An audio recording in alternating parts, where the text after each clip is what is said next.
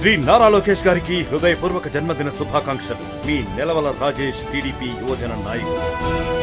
గుంటూరు కార్పొరేషన్కి సంబంధించి 9,24,00,000 రూపాయలు ఏదైతే బుడమేరు వరద బాధితులకి ఆర్థిక సాయం అందించారో దానికి సంబంధించి మేయర్కి అలాగనే కమిషనర్ మధ్య వివాదం కొనసాగుతుంది. దీనికి సంబంధించి లెక్కలు చెప్పాలంటూ కూడా ఈరోజు మేయర్ తన ఛాంబర్లో 11 నుంచి 2 గంటల వరకు కూర్చున్నప్పటికి కూడా కమిషనర్ ఏదైతే మేయర్ చెప్పిన దానికి స్పందించినటువంటి పరిస్థితి ఉంది. ప్రస్తుతం మేయర్ కాబట్టి మనవారు మనతో పాటు ఉన్నారు. చెప్పండి, అసలు ఇప్పుడు మీరేమో సవాలు విసిరారు లెక్కలు చెప్పాలని, కమిషనర్ కనీసం స్పందించలేదు, మీరు 3 గంటలు ఉన్నా కూడా రాలేదు. ఏమంటారు, అసలు ఏం జరిగిందంటారు? జరిగేది ఏముంది? 9,24,00,000 రూపాయల్లో 80% నిధులు కమిషనర్ దోచేశాడు. ఇది వాస్తవం, అక్షర సత్యం. సరే, మేము దోచాడని అంటున్నాం, ఆయన దొయ్యలేదు అంటున్నాడు. లెక్కలు చూపించాల్సినటువంటి బాధ్యత ఒక కమిషనర్గా, ఒక పబ్లిక్ సర్వెంట్గా ఉండాల్సినటువంటి బాధ్యత తనకు ఉందా అని చెప్పేసి కూడా నేను అడుగుతా ఉన్నా.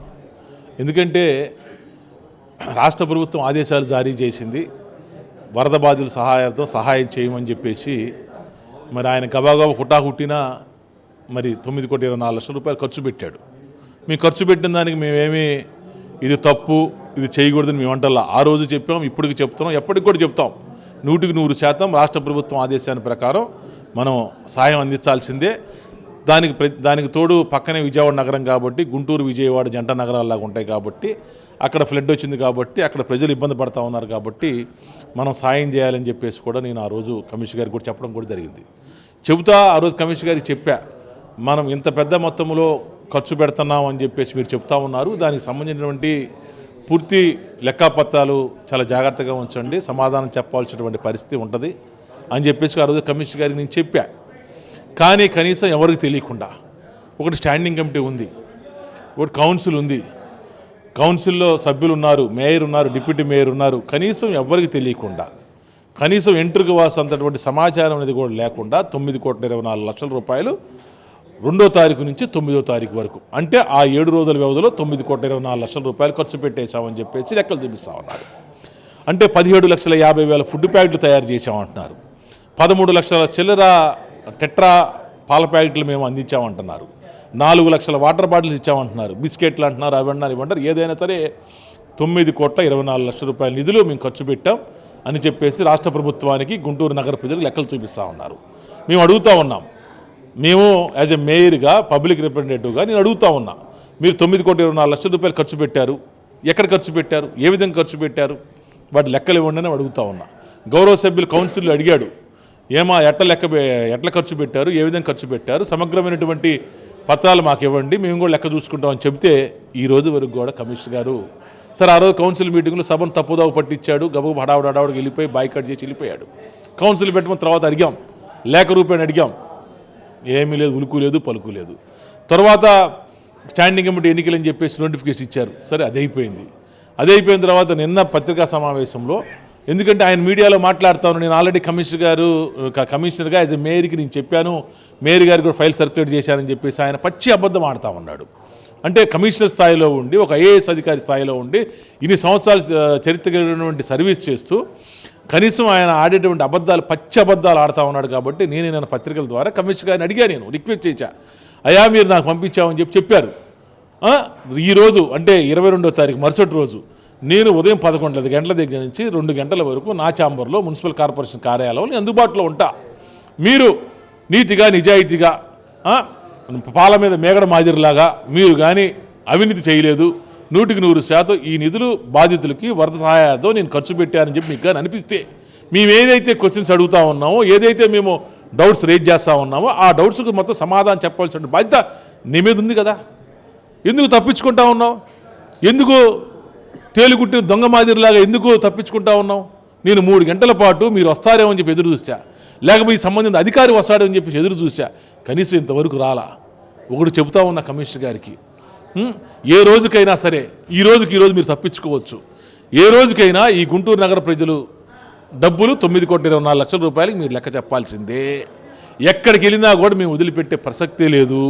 మీరు 4 సంవత్సరాలు 5 సంవత్సరాలు ఉద్యోగం చేయాలి, సంతోషంగా ఉండాలి, మీరు చక్కగా రిటైర్డ్ అవ్వాలి. అయినా సరే మీరు రిటైర్డ్ అయినా సరే మేము తప్పకుండా మిమ్మల్ని న్యాయస్థానం ముందు నిలబెడతాం.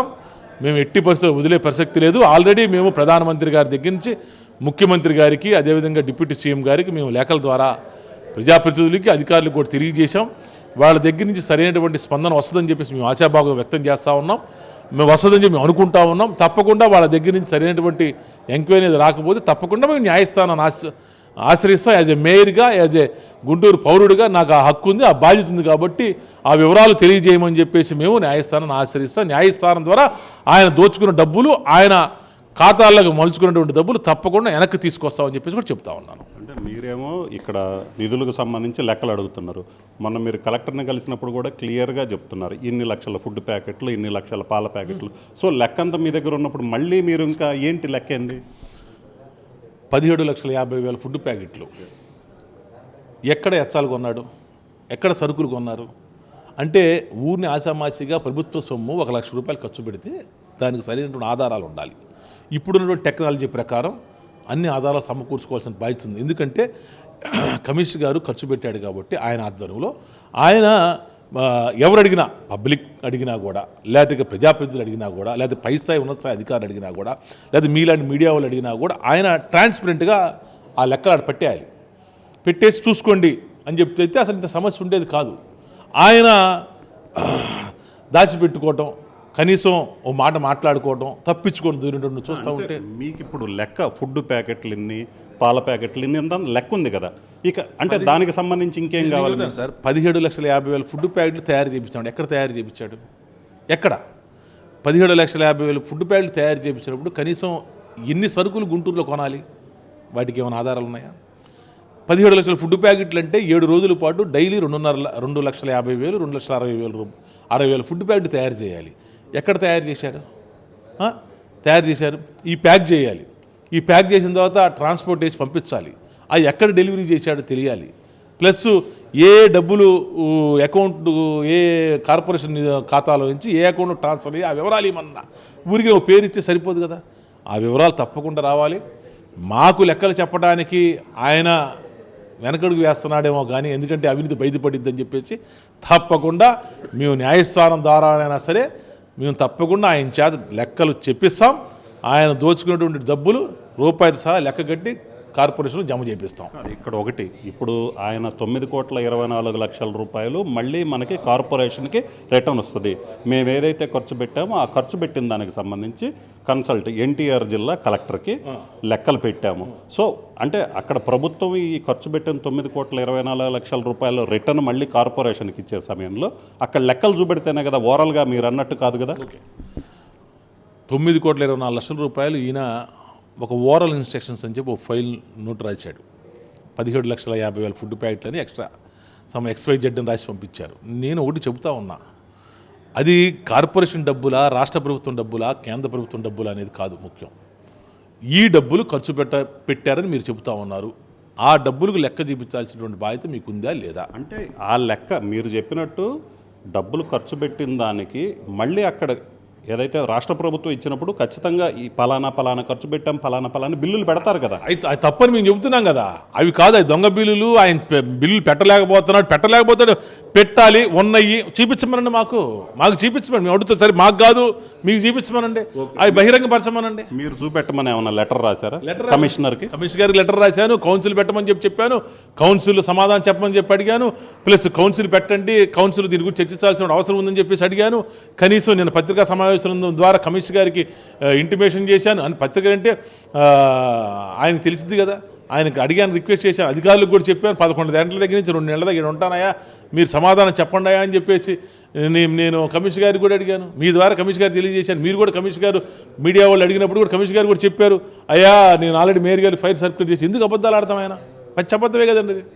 ఇప్పుడు అంత అబద్ధాలు ఆడాల్సిన నాకు ఫైల్ సర్క్యులేట్ చేస్తే ఇంత ఉలుకు దేనికి, పలుకు దేనికి? నేను సర్క్యులేట్ చేసేది ఈ ఫైలు, మేయర్ గారికి ఆ ఫైల్ అందలేదేమో, మళ్ళీ పంపిస్తానని పంపించమనండి. మీరేమో ఈ బిల్లులకు సంబంధించి ఇలా చెప్తున్నారు.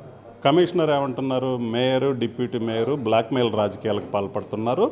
ఆయన స్టాఫ్కు సంబంధించి ప్రత్యేకంగా ఏదైతే కార్పొరేషన్కి సంబంధించిన ఉద్యోగుల్ని ఆయన పర్సనల్గా డిప్యూటీ మేయర్ ఉపయోగించుకుని 23 మందిని కాల్ బ్యాక్ చేశాము. సో అలాగనే డీజిల్కి సంబంధించి కూడా మేము ఆయనకి మీకైతేనేమి డిప్యూటీ మేయర్కి అయితేనేమి నోటీసులు ఇస్తాము, నిధులు దుర్వినియోగం చేశారు, డబ్బులు మళ్ళీ వసూలు చేస్తామని.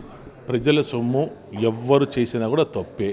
నేను చెప్తున్నా, ఏమైనా ఉన్నా కూడా ఆయన దాని గురించి అడగవలసినటువంటి హక్కు ఆయనకుంది, అడగవలసిన బాధ్యత కూడా ఆయనకుంది. నేను చెప్తున్నాను, మేము ఏదో పెట్టుకుని చేసామనేటువంటి మాట అవాస్తవం.